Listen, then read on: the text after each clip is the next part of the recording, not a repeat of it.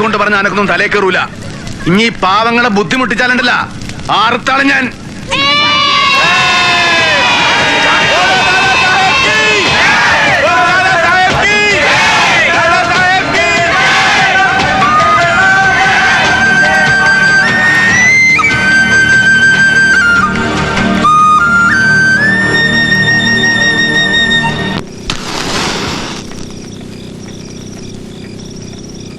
എനിക്ക് മനസ്സിലാകാത്തതല്ല, ഇങ്ങേരെ ഈ മുഹൂർത്തത്തിന് ഇങ്ങോട്ട് കെട്ടിയെടുത്ത് എന്തിനാ? തൂക്കം നടത്ത് ഐജി വേണമെന്ന് എവിടാ പറഞ്ഞിരിക്കുന്നേ?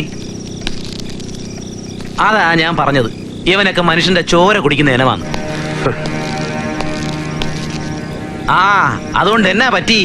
കാക്കിക്കകത്ത് മൂത്രം ഒഴിച്ചില്ലേ ഐജിയമാൻ? എന്റെ ഡോക്ടറെ, നിങ്ങൾ അവിടെ വേണമായിരുന്നു. അബുവിന്റെ തന്ത കറിയാച്ചനെ നിലം തൊടിയിച്ചില്ല. ഓ, എന്തായിരുന്നു മൂപ്പിൽസിന്റെ ഒരു പെർഫോമൻസ്! 19 വയസ്സുള്ള കിളവനാ.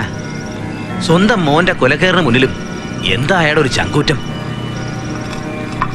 പക്ഷേ പാപ്പയും മോനും കൂടെ നന്ദിയാത്ര പറയുന്ന ആ രംഗം, എന്റെ ഡോക്ടറെ, അത് കണ്ടു നിൽക്കാൻ മനസാക്ഷിയുള്ളവർക്ക് കഴിയില്ല.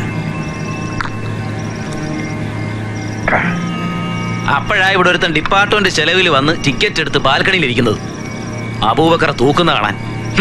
സാഡിസ്റ്റ്. ഈ ലോകത്തിലെ ഏറ്റവും വലിയ സാഡിസ്റ്റ് ആരെന്നറിയാവോ എനിക്ക്? ഈശ്വരൻ, കൊടയതമ്പുരാൻ.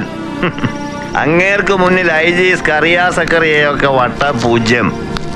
തെളിവുണ്ട്, സോളിഡ് പ്രൂഫ്. പ്രപഞ്ചത്തിലെ മുഴുവൻ ഈശ്വരന്മാർക്കും എതിരെ സാക്ഷി പറയാൻ എന്റെ ഈ തെളിവുണ്ടോ?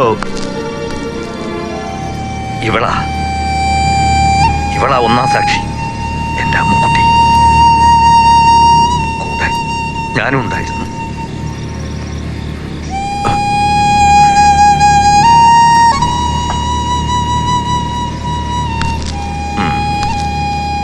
പിന്നെ എന്റെ മകൾ തളിയൂരമ്മയുടെ തിരുനടയിൽ മരിച്ചു വീണ നൂറുകണക്കിന് നിരപരാധികൾ.